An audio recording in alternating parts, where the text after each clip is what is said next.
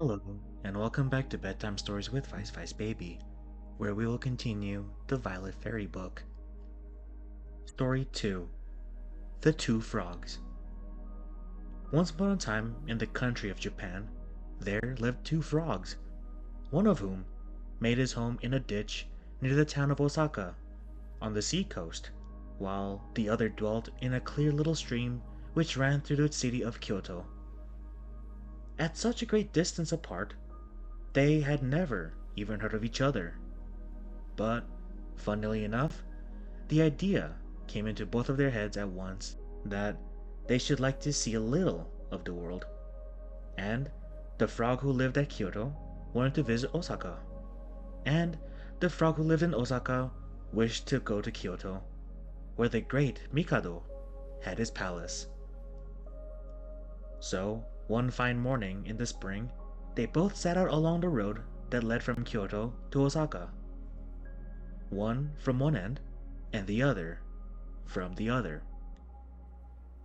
The journey was more tiring than they expected, for they did not know much about traveling, and halfway between the two towns there arose a mountain which had to be climbed. It took them a long time and a great many hops to reach the top, but there they were at last. And what was the surprise of each to see another frog before him. They looked at each other for a moment without speaking, and then fell into conversation, explaining the cause of their meeting so far from their homes. It was delightful to find that they both felt the same wish, to learn a little more of their native country, and as there were no such of a hurry, they stretched themselves out in a cool, damp place and agreed that they would have a good rest before they parted to go their ways.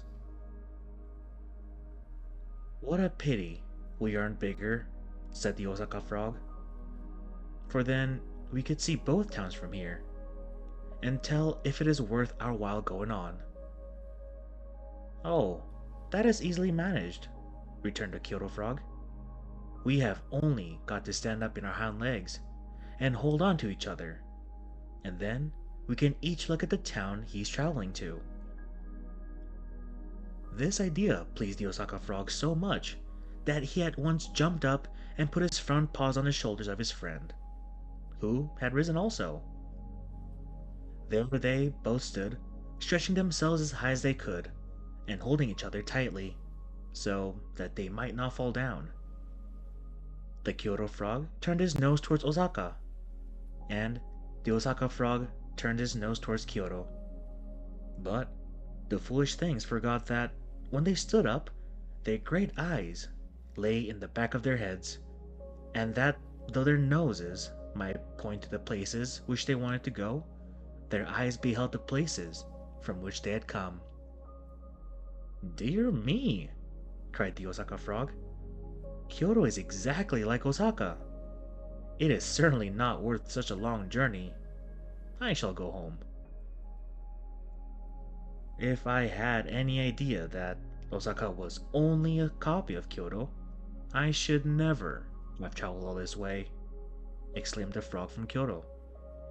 And as he spoke, he took his hands from his friend's shoulder, and they both fell down on the grass.